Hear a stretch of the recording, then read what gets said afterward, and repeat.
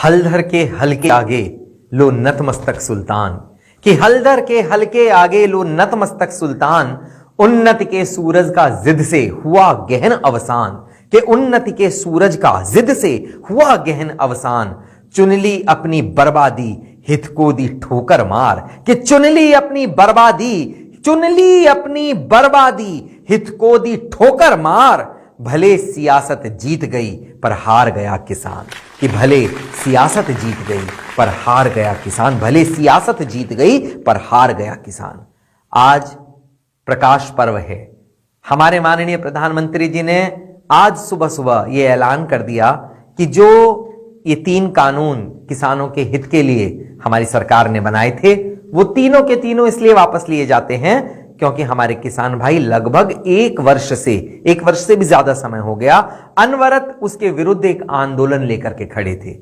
माननीय प्रधानमंत्री जी ने वो कानून वापस ले लिए। तमाम विपक्षी दलों के ऐसे ऐसे बयान इस बीच सुनने को मिले कि हार गए, देखो नतमस्तक हो गए, झुक गए, ये हो गया, वो हो गया, किसानों का आंदोलन जीत गया। वास्तव में किसानों का आंदोलन जीत गया। ये स्थिति, ये परिस्थिति बिल्कुल ऐसी आप मान करके चलें कि किसी पिता के सामने उसकी पुत्री आकर के ये कहे कि मुझे फलां व्यक्ति से शादी करनी है और बाप उसको समझाए कि बेटा शादी मत करना, ये लव जिहाद का मामला है, लेकिन बेटी नहीं मानती। अंततः पिता को मजबूर होकर के उसका निर्णय मानना पड़ता है और उसका विवाह उसी व्यक्ति के साथ कराना पड़ता है। असलियत तब खुलती है जब उसकी बेटी की लाश उसकी अटैची में सजी हुई कहीं ना कहीं बस अड्डे पर या किसी चलती हुई बस के अंदर मिलती है। नहीं समझती बेटियां और स्थितियां क्या से क्या हो जाती हैं। इसी तरीके से किसानों ने ये नहीं समझा कि उनके हित की लड़ाई कौन लड़ रहा था। जो भी हुआ सबने देखा।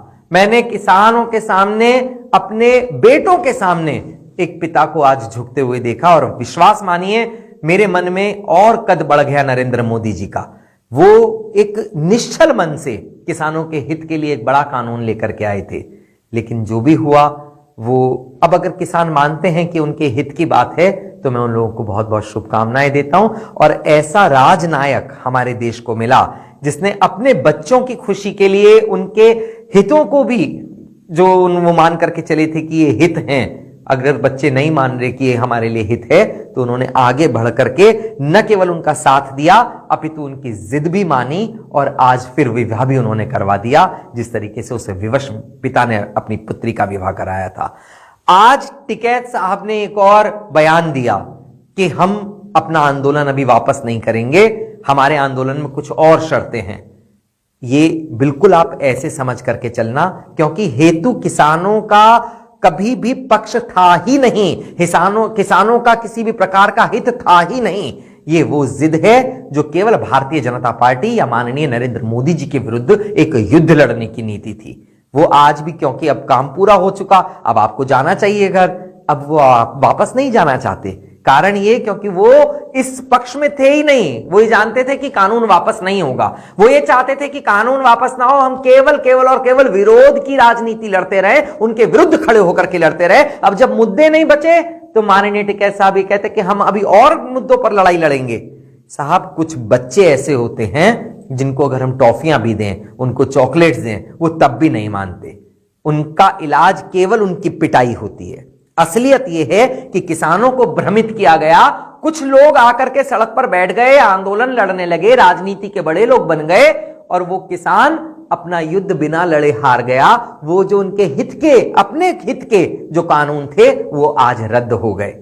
असलियत यह है कि किसान भ्रमित होकर के हार गया और ये जो भ्रमित करने वाले लोग हैं ये आज भी अपनी जिद पर अड़े हुए हैं। ठीक है, मैं बधाइयां देना चाहता हूं हमारे किसान भाइयों को कि आज उनकी जो जिद थी वो हमारे नरेंद्र मोदी जी ने मान ली। लेकिन निश्चित तौर पर मेरा मन अभी भी कह रहा है कि ये जीत भले ही किसानों की हो, लेकिन इसके अंदर हार भी किसानों की है। हमारे माननीय प्रधानमंत्री जी हार करके भी जीत गए और किसान जीत करके भी हार गए। ऐसी हार मुबारक हो। वंदे मातरम। जय हिंद, जय भारत।